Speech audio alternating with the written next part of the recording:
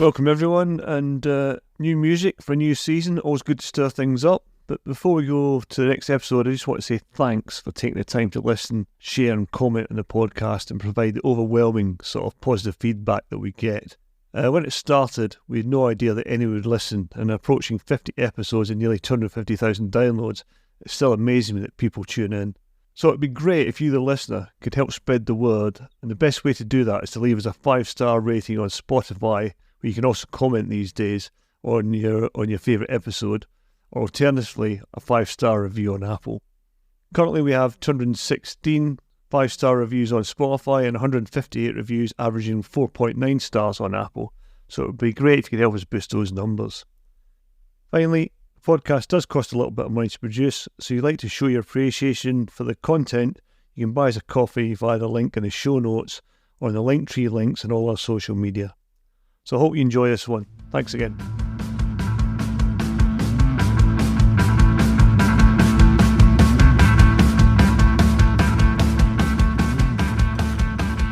Okay, thanks for downloading another episode of the podcast.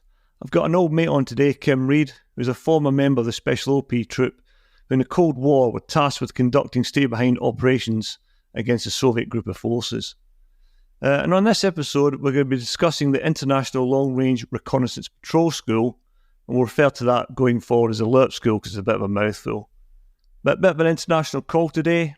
Kim's over in Germany, in Dortmund, where we were based. So, Kim, what's that like now without the army being there after 30 years? It's changed considerably. First of all, thanks for inviting me on to the programme. And Dortmund has changed considerably since then. Well, the barracks they've completely been erased, knocked down and been used as either housing or office buildings. The whole area around where our barracks used to be is now a industrial park. Sadly, there's no street names celebrating that we were actually there, nothing like that at all. So it's been effectively erased from memory, because what's interesting is when we were there, I think after 40 years post-war, I think the civilians in Dortmund pretty much had enough of us. So is there any sort of collective memory of the British Army being there? Not really, no. There's erased, I don't know if that's intentionally, I wouldn't say erased intentionally, but I think it's just that Dortmund's developed quite a lot, and I think they've just basically used the land that was there and just taken it over. The area that used to be the air defence camp, Napier, was Napier? No, the other one. Yeah, I think it was Napier Barracks. Yeah, Napier Barracks, yeah. That has been taken over partly by the Dortmund football team, and has been used as a training ground there. Basically, the army has been erased from the memory of Dortmund, you could say. Can you start by telling us, mate, why you joined the army, what made you enlist, and why you chose the Royal Artillery? I wasn't particularly academically gifted, as you can say, when I was at school.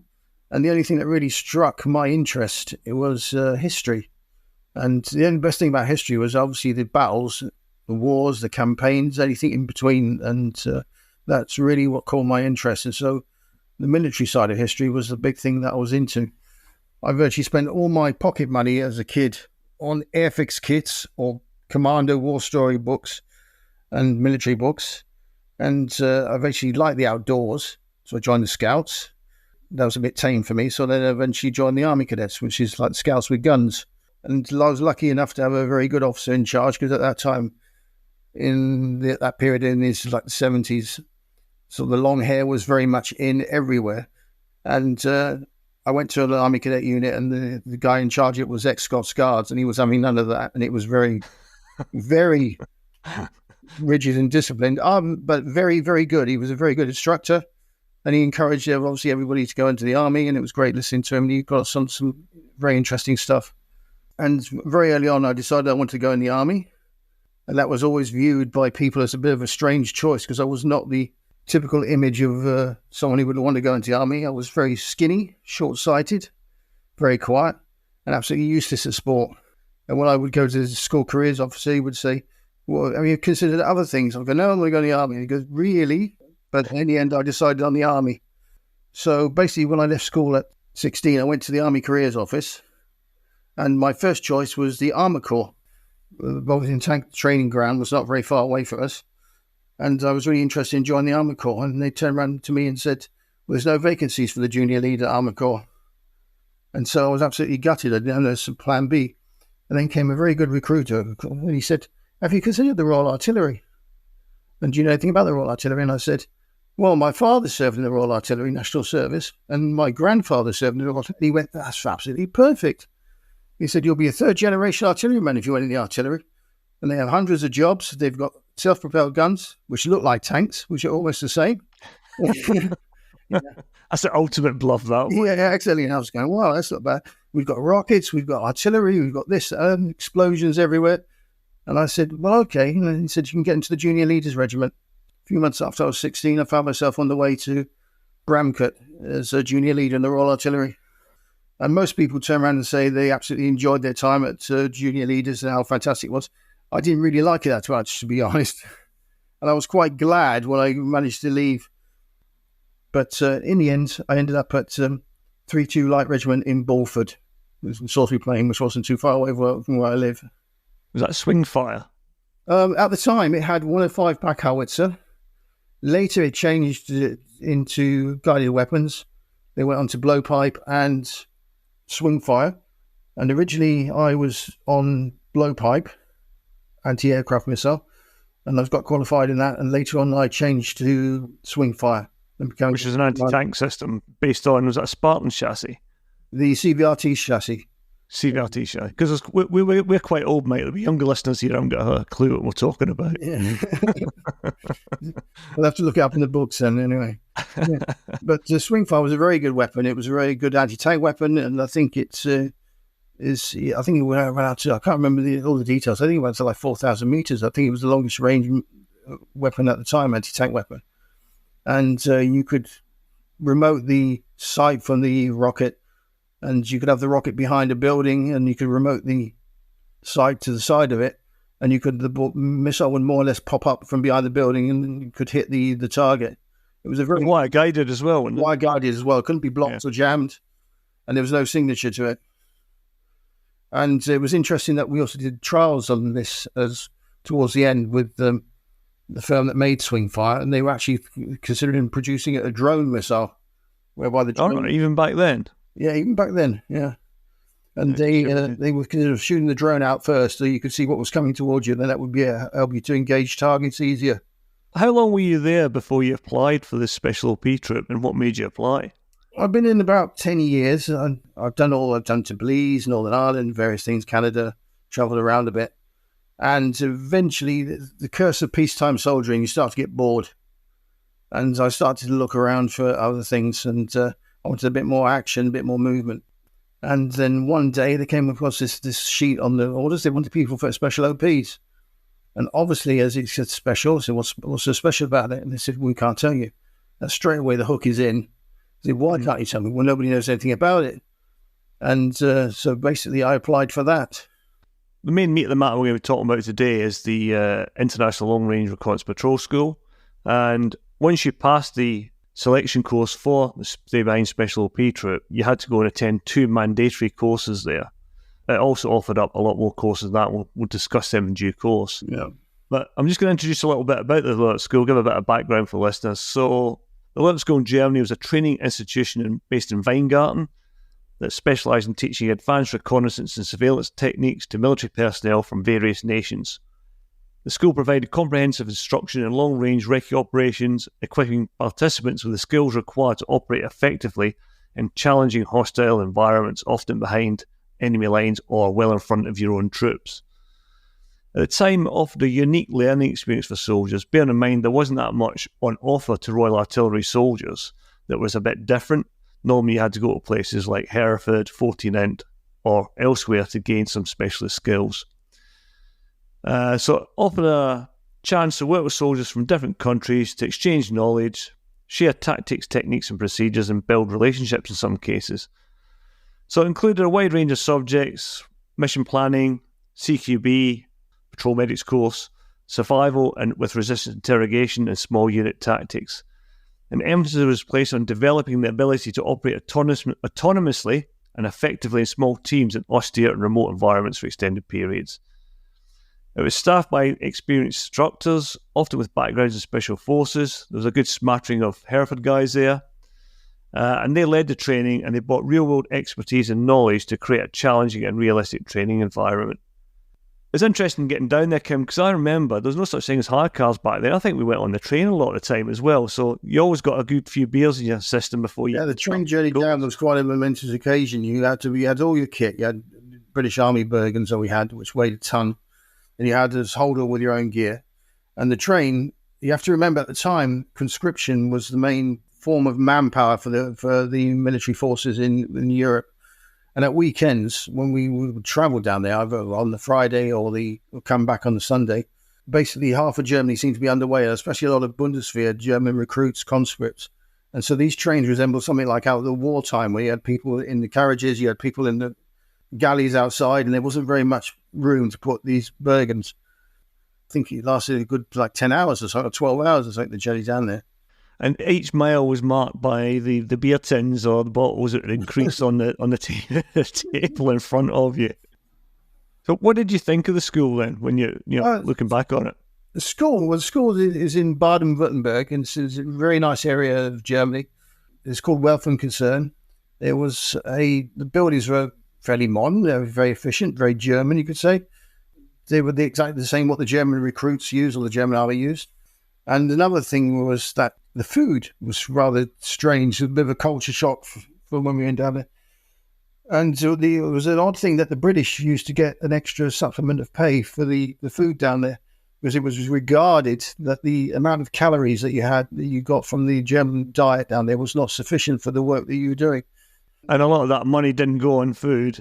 Well, yeah, it was up to you how you spent it, and then what you decided how you got your calories. So some got it in liquid form, and others got it paid for normal meals in the so-called casino. The casino is the recreation area. It's nothing to do with Vegas or the battle, and it's basically an area where there's a cafe, a little bit like what we used to call the NAFI then.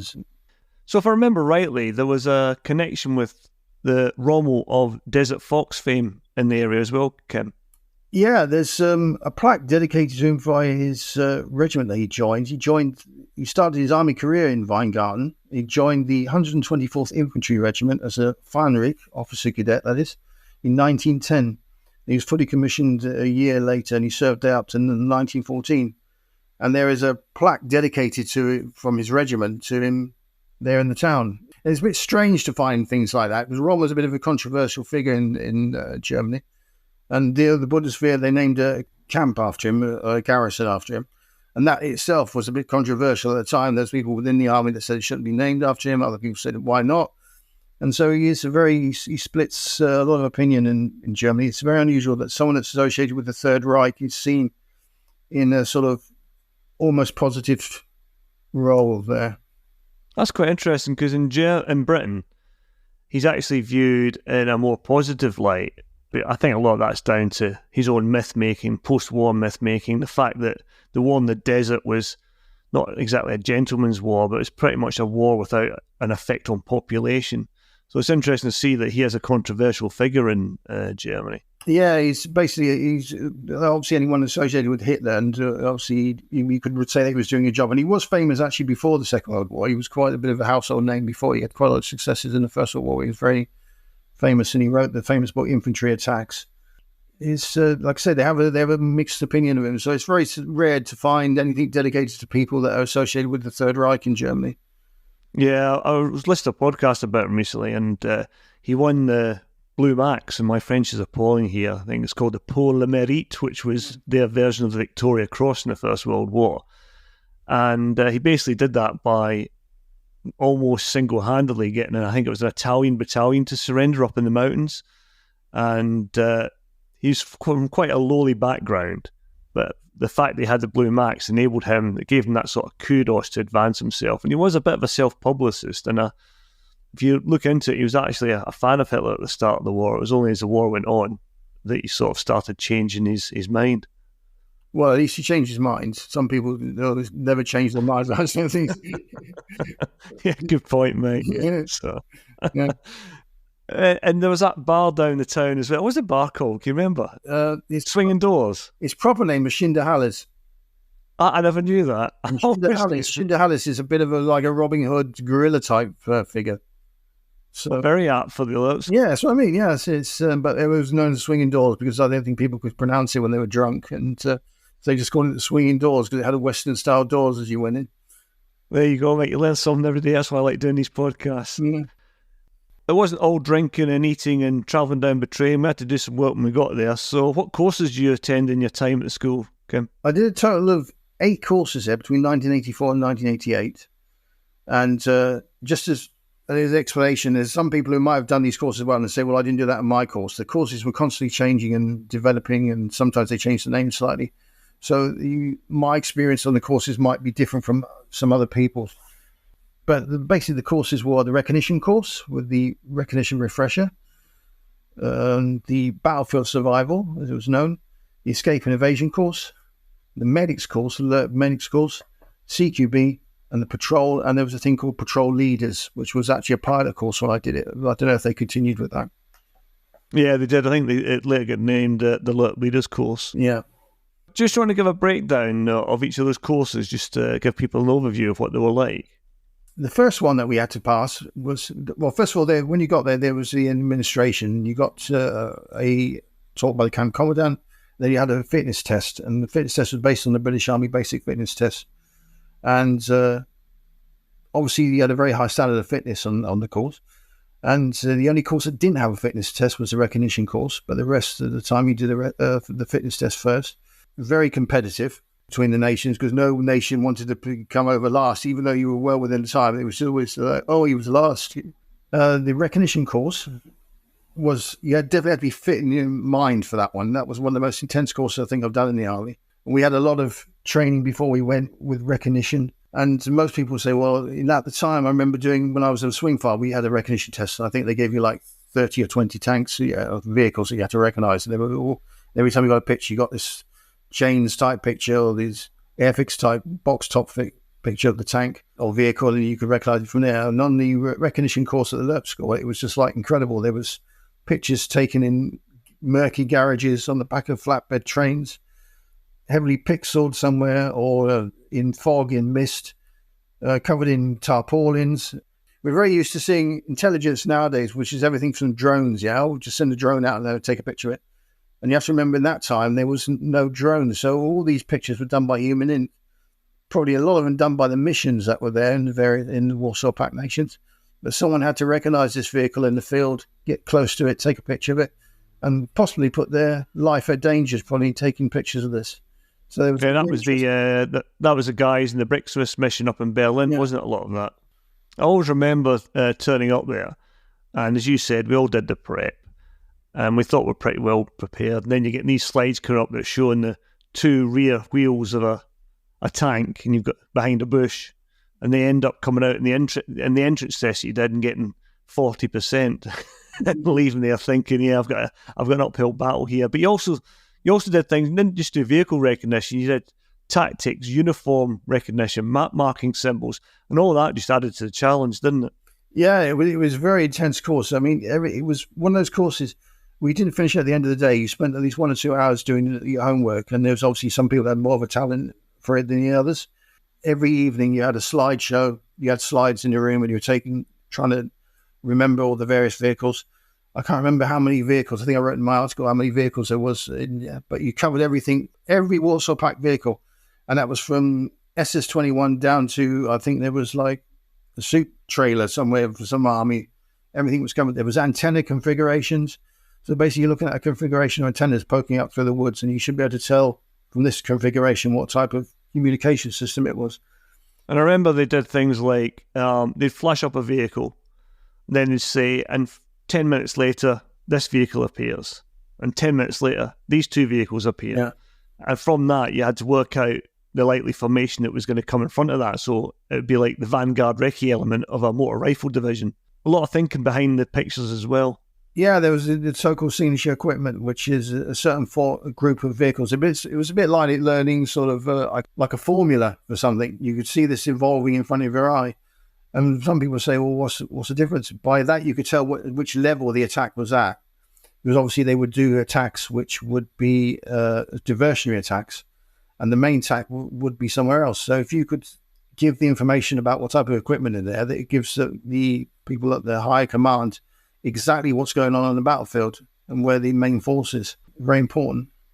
And the added pressure on us was the two mandatory courses we had to pass were this one and the survival with resistance interrogation. And if you didn't pass the recognition, your future in the organisation would have been in doubt. So there was added pressure there to get on it. And likewise, you mentioned the competition. It wasn't just a matter of scraping a pass. You had to obtain a decent pass. Because it was a big thing in there that we obviously had to establish ourselves in this sort of world at the time. And one of the reasons we did it is because of the recognition course, I think, because we were actually very good at it. Obviously, we practiced at the time. And that was one of our footholds into the sort of world there. So I mentioned the survival with resistance interrogation. Can you just cover a little bit on that, mate? There's a thing called battlefield survival, and there's escape and evasion we did. And battlefield survival is basically for people that are cut off operating with a certain amount of equipment. It could be just the equipment you're standing up in, which is just your uniform, which would be what we call first line equipment. It could be just what's left in your pockets. And we had a thing called second line equipment, which was your fighting order, and third line was your rucksack. And you could be left with any amount of equipment from third line down to second line and have to survive on the battlefield with that. And you might ditch your rucksack while you might want to move faster, because the whole idea was that as the Warsaw Pact advanced, there would be a very fast movement. You might be cut off and you might break out of a particular area to your own lines. On the other hand, you might also be trapped at a certain area, and you might have to then go into the woods or into a certain area and try to survive there. So you had both the idea of breaking out of being encircled or being trapped inside an area and trying to survive within that particular area until friendly forces came. So the battlefield survival was heavily orientated on survival. The first week was many techniques. You can imagine the survival navigation, survival plants. And I remember that we had a lecture from one of the Hereford guys, and he was there. He was going through all his equipment and pointing out. With some of the other LERP units that were there were very light. British Army always carries everything with them. And main battle order, we had all our equipment on it. We had ammunition, we had food, we had water, we had NBC suits, etc. Everything was carried on your belt, fighting order.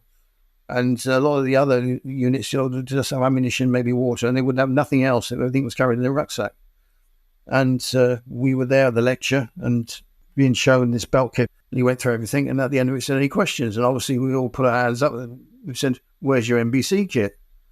And he said, And for some other nations, it started a discussion with other nations. Other nations were saying, well, we will be so far forward, we won't need it, which I think is very wishful thinking, because it was obviously a big threat at the time.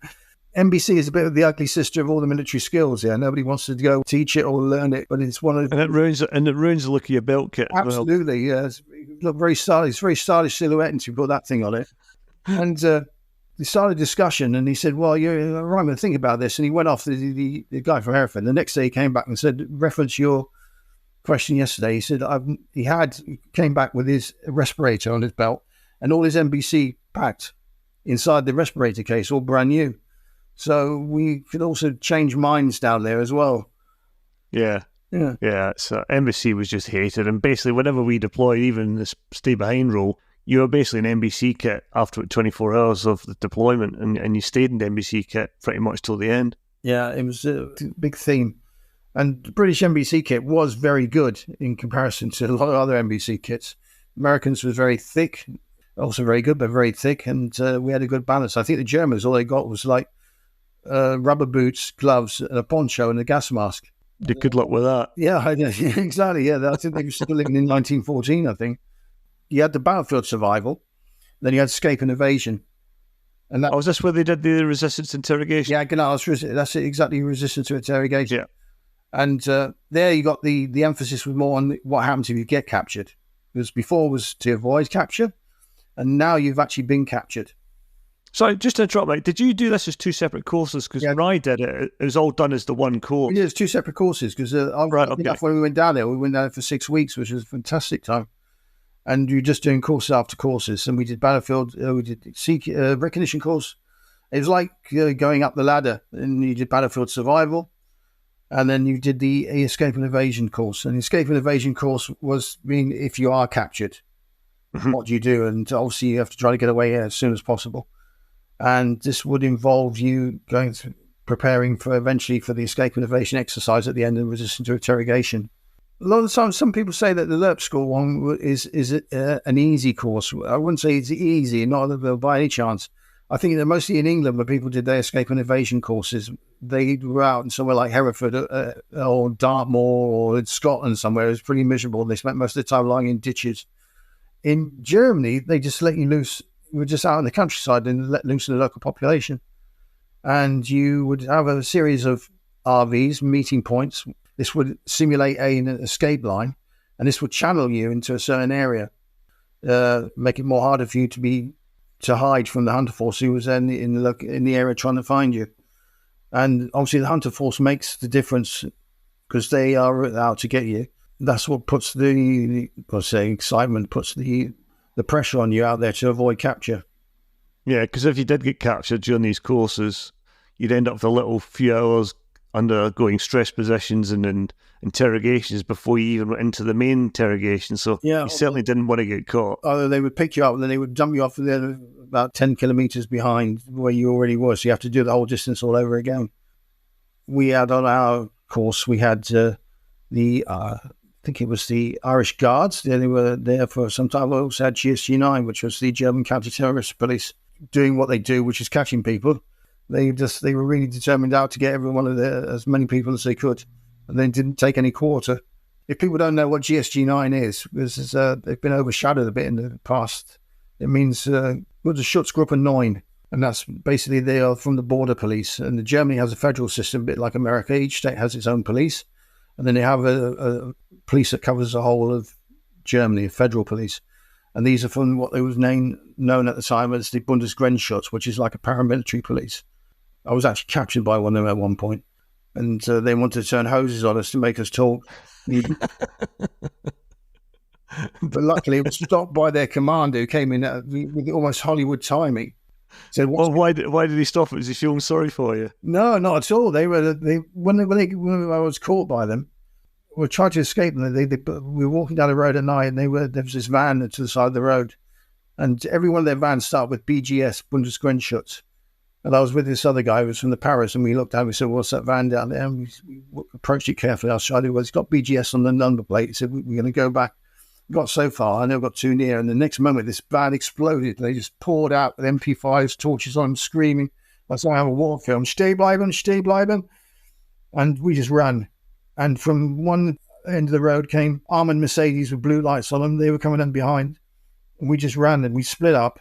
And unfortunately, my partner ran up a 45-degree bank, rolled down, and got caught by him. I ran off into a field, and I thought, I'm outrunning these guys. These are guys meant to be fit. I felt quite elated, actually. I thought, I can get to be awake. And then I found myself on the ploughed field, and I was getting slower and slower. The next minute, I got an MP5 rifle bite in the back of my neck, and I was down. They just trussed me up like a chicken, dragged me down to the road. Well, they were not too happy because they had to run after me.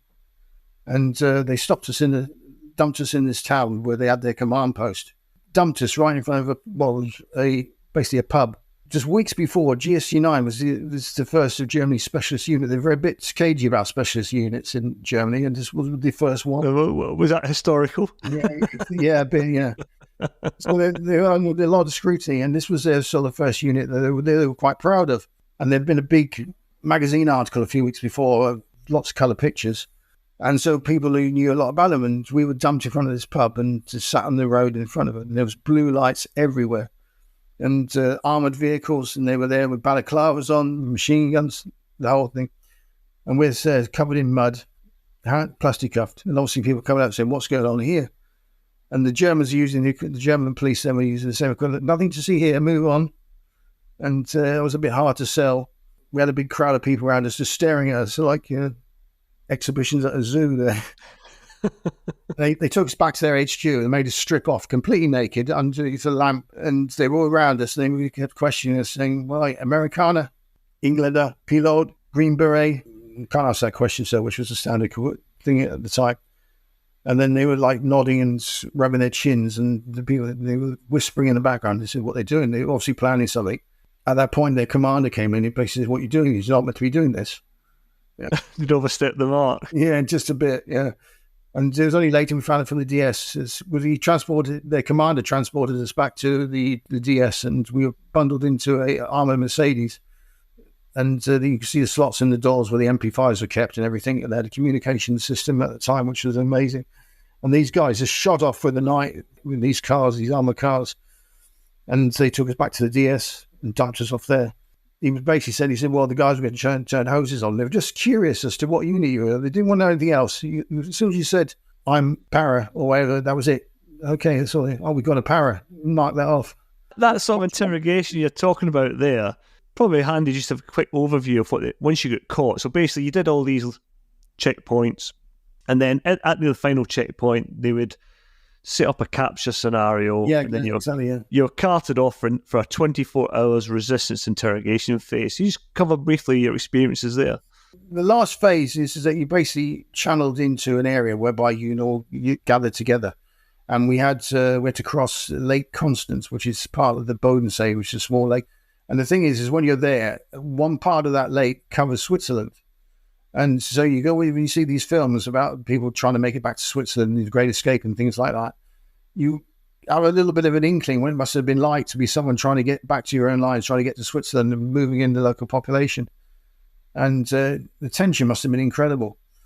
And we got taken down there, and there were rubber boats where we had to paddle across this lake at night. And one part behind you've got the whole of this picture book shoreline at night of I can't remember the name of the town, but it was as you would imagine it at night time, in lots of lights there, looking very like a tourist town. And on the other side of the bank is absolutely pitch black, and you're heading towards that pitch black away from the town. And you got nearer and nearer and nearer, and as you silently unload from the boat, walk up to the RV area, and suddenly all the lights come on. You stay as you are. You have to play by the rules, so to speak, not run. And that's when the interrogation starts. Even though it's an exercise, you do get this thing called the shock of capture, where suddenly this bit is out of your control, because you all know roughly what it's like in interrogation, but you've got to face this ordeal yourself. I know the secrets of interrogation have sort of been revealed a bit to various TV programs. It's a matter of entertainment that's bundled into an hour. But when you have to do 24 hours, it's not quite as easy as what I always have the impression. It seems a bit easy on the TV programs, but it's not that easy at all. Yeah, I can't imagine they could replicate it exactly, the conditions with the white noise and the stress positions, alternating between sitting with your hands on your head and leaning against the wall. And you're right. I mean, it looks easy enough, but even just in a position like that for half an hour, it starts to get painful. Yeah, the interrogations are actually, when you get taken away for interrogation, you think, oh, thank God for that. I'm going to be taken away for interrogation. It's something that breaks up the time. And you can either they say to you, oh, you should try to calculate how long you've been there. But I just gave up in the end and sort of tried to go into Zen mode, just take it as it comes. Some people hallucinate. And I had a guy next to me who was a helicopter pilot, and he was convinced that people were lining, even with his blindfold up, he was convinced people were lining up for donuts and coffee. He said, well, I'm going to miss out here. And he actually tried to take his blindfold off to join the queue. And obviously the Hunter Force rushed forward and said, what are you doing? We'll put out against the wall again. And he sort of came out of this phase. Yeah, because what people might not know is that you can't hear anything, you can't see anything, because that's part of the sensory deprivation. But they've got people in the room with you. And if you crumple a bit in your sitting position, or you're not holding the position against the wall correctly, you're pretty soon corrected by a member of the force. Yeah. I used to end up loathing those people with a passion. I'd have got them in the room for half an hour. Yeah, you get some that do it rather, say, gently there. I'd want to do that, but then you're thinking, are they doing this for a reason? Yeah, because you become paranoid, you think you're going to be... The other people doing it roughly, and so you're obviously resisting. And you get at one point, you get food and water.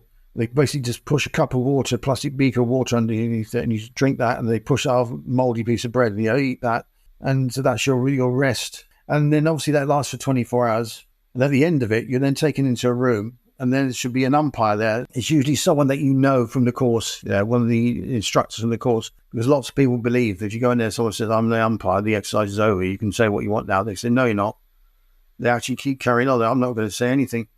They say, no, the exercise is over. And they go, no, it isn't. Yeah, some people really go into it. So you have to be told 100% positive, do you realise that the exercise is over? And you go, yeah. And you go, great. And they give you a debrief there and then.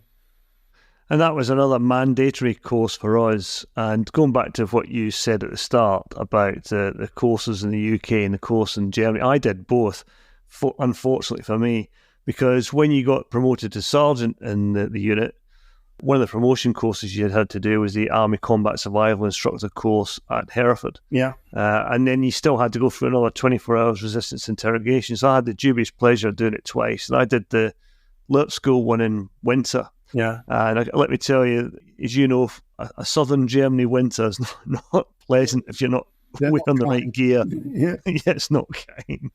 Oh, do mate, as well. We'll move on now to just a quick talk on the CQB course. Give a breakdown on that. Yeah, the CQB. CQB was a highly desired course because it's one of the very few courses you didn't have to do any homework on, basically. Most of the other courses, you have some sort of work to do in the evening, doing orders. If you're on the patrols course, obviously recognition, you have to learn the vehicles. The CQB course is virtually a fun course, yeah, from the soldier's point of view. You go down... Run mainly by Hereford guys as well, wasn't it, if I recall correctly? Virtually, yeah, it's 100% by the Hereford guys. And... you go down there and obviously you get the fitness test, introduction to the weapons used. And the weapons you use are the 9mm Browning, the German Uzi, and the G3 rifle. Those are your three. So you get familiarization with those, and then you go on the range. And basically, yes, they start you off with a pistol, making sure that everyone can more or less shoot straight, because obviously the standards between countries at the time were obviously a big difference. And basic weapon handling. And then you progress from there, and you're shooting with the pistol first, then you go up to the Uzi, and then you start with the rifle. And once you've learned that, then you start going on to contacts together, moving in teams. And the ranges were what most people see ranges as this grassy area with the targets at one end and the banks left and right.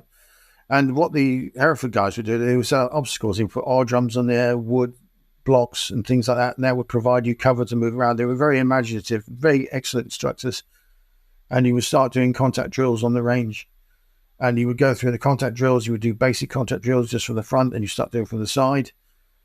Turning with a weapon, that was always a big thing, especially if you're in a line with other nations, because you know what your standard most British Army are, but you don't know what other nations are. Luckily, I've never seen any accidents on the range, or heard of any accident. They would be exercising us on the range, doing those various techniques. And then you do casualty extraction drills. What happens if someone got injured? That was also interesting. Different countries have different concepts on that. We basically had the thing whereby we would just grab the casualty, drag him backwards into some sort of cover, quickly check him and drag him further out. But other countries, they did the full Hollywood over-the-shoulder thing, running through the bullets. There's a Belgian guy, and he was absolutely massive, and they would say we do casualty evacuation drills, and they would always choose the lightest guy. And this Belgian guy threw this guy who were on his shoulder, ran back with him, and obviously Hereford went up and said, "Okay, very good, but you just stood up with him in the middle of a firefight, and you throw this guy on your back." And he went, "I saved him, you saved me." On my course that I did down there, they had a wooded area, and you're using the G3 rifle, yeah, and it had blue ammunition. Don't you remember it? Yeah, so it was like, so you could use a reduced range template, and they had some really realistic contacts in woods using this blue ammo because it really reduced the danger area of the range. Yeah, the blue ammo. It was basically it's plastic ammunition, yeah, and fires a plastic bullet. It's got a brass base, yeah. It's not, when I say plastic ammunition, it's not like airsoft or the other things. This stuff was deadly. If you got hit with it within 100, 150 meters, it could kill just as well as anything else. You could have some quite realistic scenarios, and obviously that really taught you were weapon handling. At the time, it was an amazing training aid. I can't understand why other nations didn't choose it. The only Germans seemed to use it. And I reckon maybe now the Germans would use it because they're very green, aren't they? Yeah, all that plastic flying around the woods. Yeah, exactly. Not very environmentally friendly.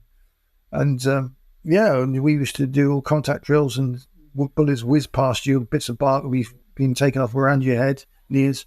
Like I say, no one ever got hurt, so it worked out okay.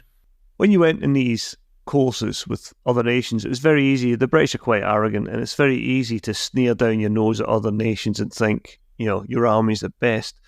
I remember you telling me a little story, a little DIT about your CQB course when the Hereford instructor asked if anybody had been in a contact. Yeah, we were. Do you remember that one? Yeah, we were all trained. We had, obviously, there's these old-fashioned jokes about the Italians, yeah. And the Italians we had on with us were very, very good guys. We were there in a group, and he said, and obviously you have to remember this is before we've been to Afghanistan and everything else. At the time, it was just the Cold War. So the opportunity to be in a situation where you're in a firefight or anything like that was very limited. And he was there, and he was explaining about contact drills, and he said, "Is anyone here any experience with a firefight? Anyone at all? Anyone? Anyone?" The guy put his hand at the back, this little Italian soldier, and he looked at him and he went, "What, you?" I said, well, he said, "Yeah." He said, "Well, how often?" He went, 4 or 5 times. And we were like, eyes wide.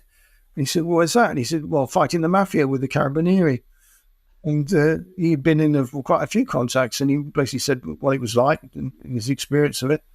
And it was quite surprising. So you should never look down your nose at people. You never know what they've got experiences behind them.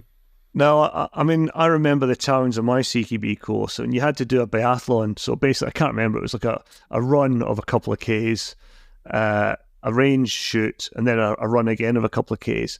So we Brits did the typical British thing. We ran our arses off, bypassing the Italians. You had a strange running style with the weapons held across their shoulders with 2 hands. Yeah. And we went there, breathed out our arses, missed a couple of targets, had to do penalty laps.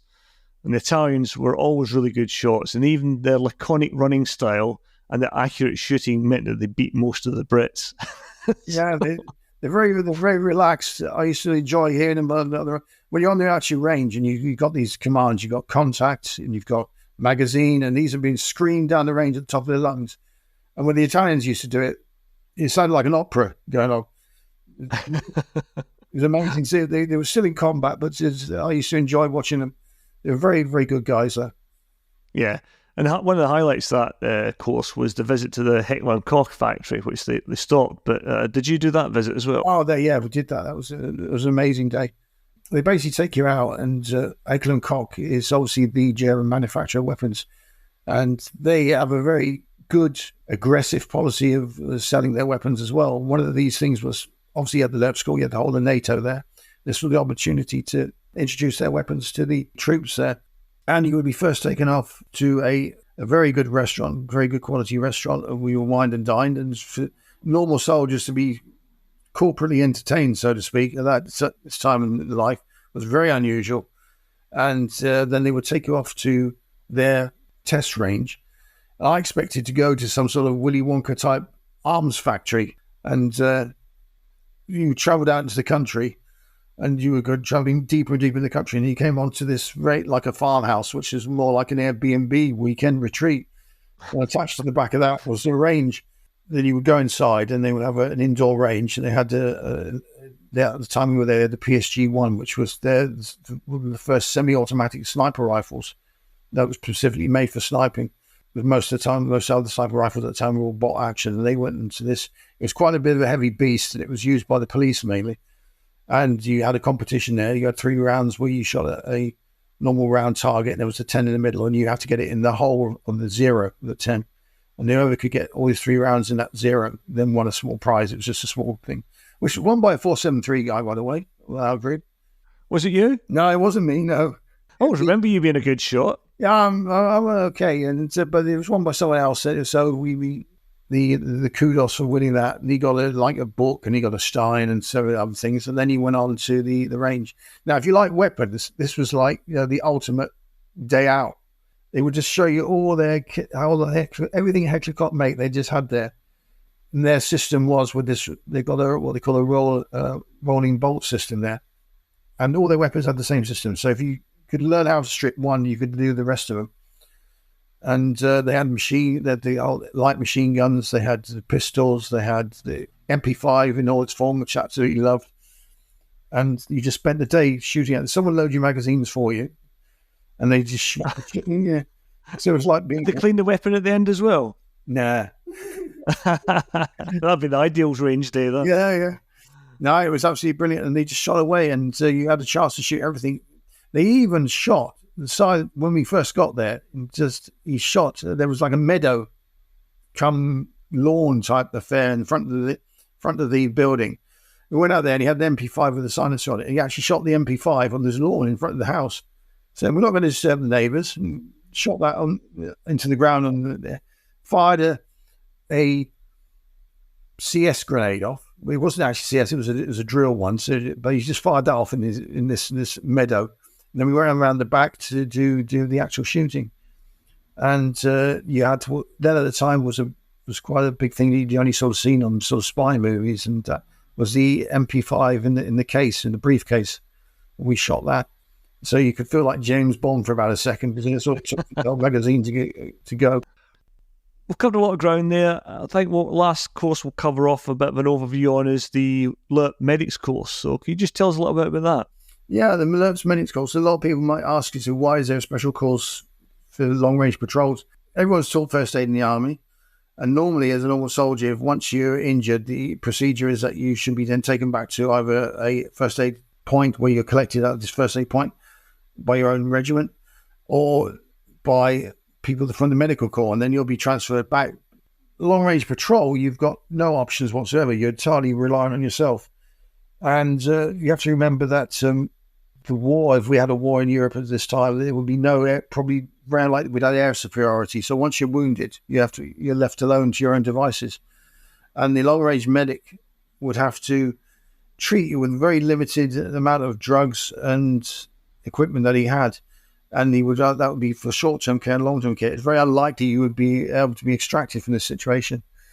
And basically, you had to learn how to administer intravenous injections, how to deal with various injuries, the whole range of injuries of the body, and also how to use the limited amount of drugs you got, which were some of the obviously very, very powerful drugs. There's also like survival medicine. You had to learn survival medicine, and you had to learn all that in 10 days. So it was a very intensive course.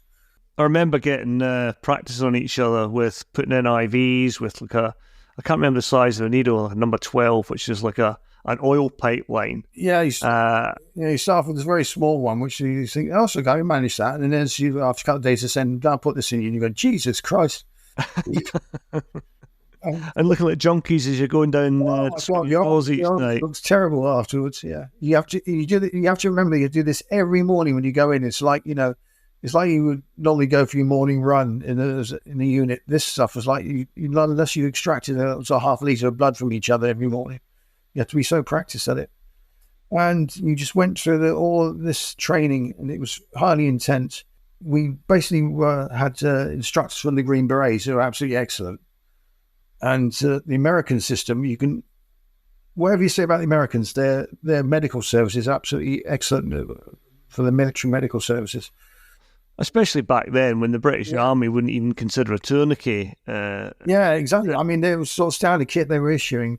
The average medic in the American Army learned far more than what the British Army. We were still being taught sort of the basic stuff that you would learn at scouts, how to bind people up, stop bleeding and stuff like that. And the American Green Berets are absolutely excellent. They went through the whole thing with us. We had a Vietnam veteran when we were there. Yeah. And I think I went there in 88, I think it was, to do it, which was only 15, 16 years after the Vietnam War. And one of the instructors had been in Vietnam. Oh. I look back on it now, what a wasted opportunity. Because you're young, you just think, I could have probably sat now with that guy for hours. But then you just say, all right, you're in Vietnam, okay, fine. Quite an amazing course, and you have to learn about the relationship, what would happen if you have an injured casualty, if his blood pressure is going down, the pulse is going up, all these things meant to. There's a lot of probably medics listening to this, and they would say, well, this is all standard procedure. What I know, I'd say it was very unusual when you taught that sort of stuff, and there was no sort of like computer aids or anything like that to learn all this. And so basically they laid someone down, and if that was your casualty, it would give you a situation saying he's got this. There was an obvious injury. You would have to do all your initial checks, and you would have to go through. And what would happen? You would have to relate to what you're doing in the body. So you say, I'm checking the head, I'm checking C7, I'm checking the back of his spine, going down, looking in his eyes, pulse, pupils pallor going down. And you'd have to constantly talk all the time. And they would then tell you, say, you're finding a bruise or you're finding swelling under a particular point. What is that there? Under the ribs, you've got dark areas there. And you would have to, from what they gave you the information, you would have to then decide what that was. So there's nowadays you've got computers which can simulate everything, or dummies and stuff like that to give you feedback. There you had nothing like that. It was all done between you and the instructor, and they would put you under a lot of pressure. The Green Berets were really into that, banging things around, kicking chairs over. Come on, you've got to save him and stuff like that. And I remember teaching things like tension pneumothorax and tension hemothorax, which is basically air or blood in the cavity between the ribs and the lungs, if I remember rightly. And they teach you how to, use a large bore needle to take the air out or drain the blood out from that. So again, it's going into, for the time, as you point out, a lot of soldiers now probably get taught that routinely, but we certainly didn't, and it was an eye-opener for us back then. Yeah, it was very much an eye-opener. And the thing is, once you start, if you're interested in the subject at all, is you then get even more interested in it. You tell us to buy your own books and things like that, and you try to get them as much knowledge as possible. And that was always one of the dangers I used to point out to you. So that a little bit of knowledge can be dangerous, because obviously you get, should I try this, should I try that? And you're not surgeons, and you are very limited to what you can do with what you have. But it's a big responsibility if you're a alert medic. Someone is injured, you're the last sort of line between him and death or a painful ending. Yeah. And I remember guys who did the alert medics course, and when they came back to the troop, we sometimes did hospital attachments, and a lot of times said that they learned more, and the training time at the alert school was more valuable than a hospital attachment. You just didn't get any sort of hands-on. You were brought in to watch operations and all the rest of it. But certainly the alert school course for that time was very, very vast of what you got anywhere else. Very intense course, but despite the intensity of it, we had 2 lectures by guest speakers there, civilian surgeons, but both were also German reservists. And the first one we had was by a guy who was a big game hunter, and he basically gave us all the different things that he'd done, what you could do with basically a Swiss Army knife. He was like Dr. MacGyver, and he showed us various things he'd come across and stuff he dealt with, and what you could do with things that were lying around. And the second lecture we had, which was actually an amazing lecture, was by a German reservist surgeon who had, for an organisation, had helped the Mujahideen in Afghanistan. And that was absolutely incredible. And I remember at the time thinking of the type of people that you've got in Afghanistan. He was showing us an old guy who was scraping out explosive out of a shell to make a booby trap. The thing had partly detonated, and his face was absolutely, one side of his face was almost taken away. Knowing that there was a doctor, so they had heard a doctor was somewhere, he trekked 2 weeks through the mountains to go to this doctor. By the time he got there, the face was covered, one side was covered in maggots, which he said saved him the infection. Worked out, I think he was about 70 years old, this guy. So he walked 2 weeks through the mountains with half his face missing. Doctor dealt with him. Guy simply said, "Oh, I'm ready to go." And he said, "Well, yeah, okay." Thanked him, and he walked 2 weeks back to his village. And we thought we could beat these people. Yeah. When it was announced after 9/11, I can understand that they wanted to strike back and everything. Obviously, you get the jingoistic side saying, we're going to be better than the Russians. We're going to go back and teach these people a lesson in Afghanistan. I was reminded of this lecture, and I thinking, I don't think we really know what we're getting into here. There was a German doctor in my course, and one of the students asked him why he became a doctor. Yeah. And he said that when he was about 12 or something, that he was out playing with his mate. And it's just a true story. He's like, initially we thought he's taking the mick, but they were climbing over a fence, and he's a wire fence, and his friend got caught up in it by his crutch. Yeah. And tore his testicles off, essentially, and bled out in front of him. Oh, God. At 12 years old. And he said that fired up his interest in medicine, and he wanted to be able to help people. And he was thinking, a bit of a stunned silence when you got that answer. Yeah, there's always moments like that when they showed us pictures of, what happened to people. And the SAS guy who used to take us, used to be the chief instructor. He was often down at the lab school. He was chief instructor for all things medical. He was absolutely amazing guy. And they would show us tell some incredible stories down there. So we'll finish off now, mate, before we go on Desert Island DITS. So really a little bit of where the LERP school is now. So in 1997 it moved from Weingarten to Pfullendorf, and in 2000 the UK withdrew from the agreement, the memorandum of understanding for the use of the school. So they no longer sent pupils there. And in 2001 it was renamed the International Specialist Training Centre. and it's now commanded by US Army SF Battalion Commander and also a US Army Command Sergeant Major. It's got a medical branch, and it runs a 24-week Special Ops Combat Medics course and a 2-week Skills Sustainment course. It has a planning branch, which has a 2-week Special Operations Planning course and a 2-week Military Assistance course. It has a combat branch, and it runs a 2-week Combat Marksmanship course and a 4-week Urban Combat course. And finally, it has a sniper branch, and it runs all 2-week courses, an urban course in Germany, an alpine course in Austria, a desert course in Spain, and a night shooting course in Germany. And it's currently got 9 members: the Dutch, the Belgians, Germans, the Americans, the Italians, the Greeks, Romanians, the Turks, and the Norwegians. So still active, still producing, by the looks of it, some very, very good training. Mate, been great to have you on, and we're going to finish off with Desert Island Ditch, which, as regular listeners will know, is the guest choice of book, film and luxury item. So Kim, I know you're an avid reader, you should inherit a lot of your books. What's your book choice, first of all? Well, if I'm going to be in a survival situation, I want a book to inspire me. So the book I've chosen is Mawson's Will.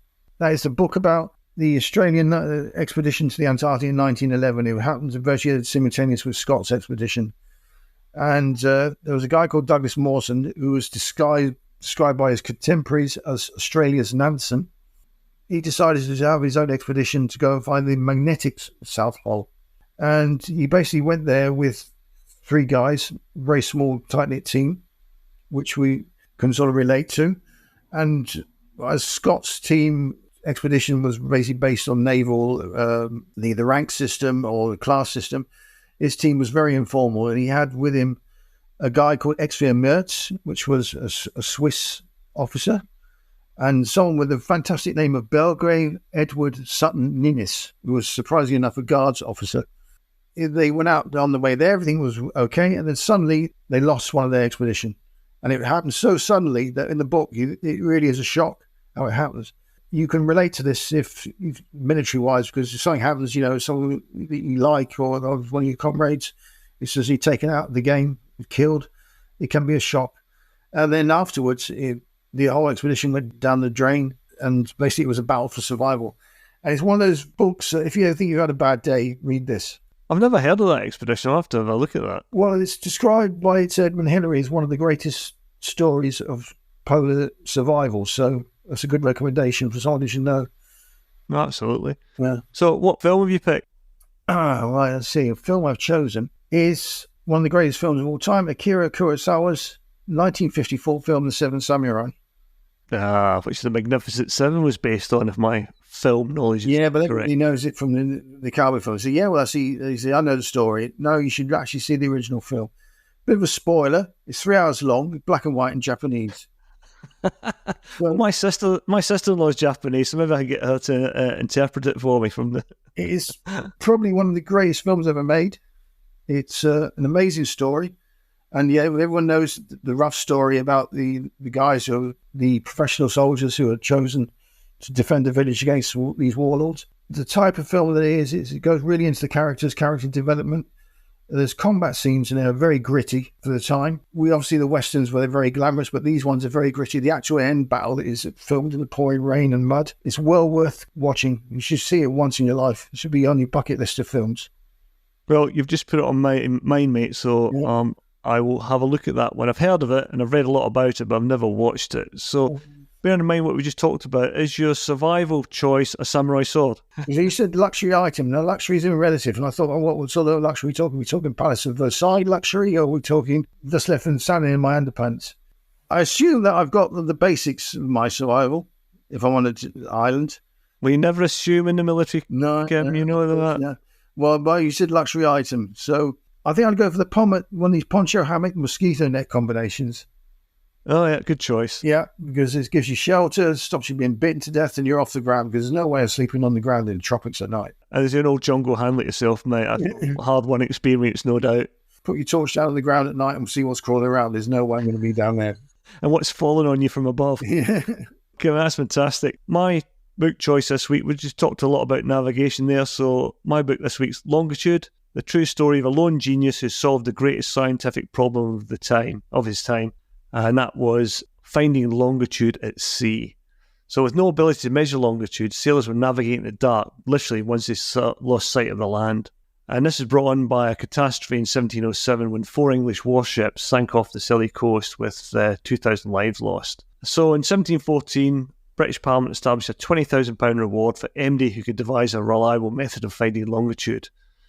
And the stipulation was clear. The solution must be accurate within a half a degree during a voyage from England to the West Indies. And 2 broad categories of solutions emerged, the astronomical and the mechanical. The mechanical solution championed the notion that 15 degrees of longitude corresponded to 1 hour, but relied on strict timekeeping. And prior to the 18th century, shipboard clocks were notoriously unreliable. So up stepped John Harrison, a self-taught village carpenter and clockmaker who embarked on designing a chronometer, fancy name for a watch, in order to find longitude. And his meticulous craftsmanship and innovation culminated in a successful trial voyage to Lisbon. Yet he was a relentless perfectionist and he felt he could do better and spent another 5 years refining his creation. The Royal Society lauded Harrison's second clock, but he remained unsatisfied, dedicating 2 more decades to construct a third iteration. At the same time, astronomers made strides in cataloguing stars and navigational instruments advanced, leading the Board of Longitude to favour an astronomical solution. But in 1749, Harrison received the prestigious Copley Gold Medal from the Royal Society for his clock's innovations, but he remained dissatisfied, constructing a pocket watch that would ultimately claim the coveted prize.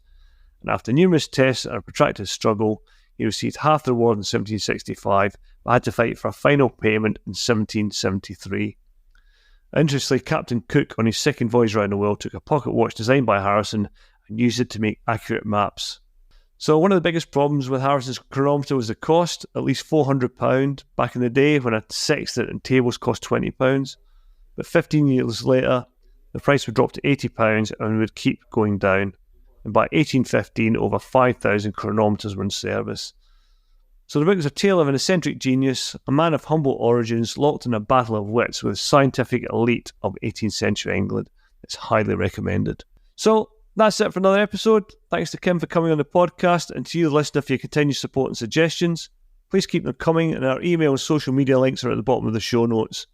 You can find us on all the usual suspects, including Instagram, Facebook, YouTube, and Twitter. And if you've downloaded from iTunes and like the podcast, it'd be great if you could leave us a review there or anywhere you get your podcasts from. Thanks again to Nick Beale for his continued support and sponsorship to this series and offering technical support through his company ISARR. And we'll see you next time on The Unconventional Soldier.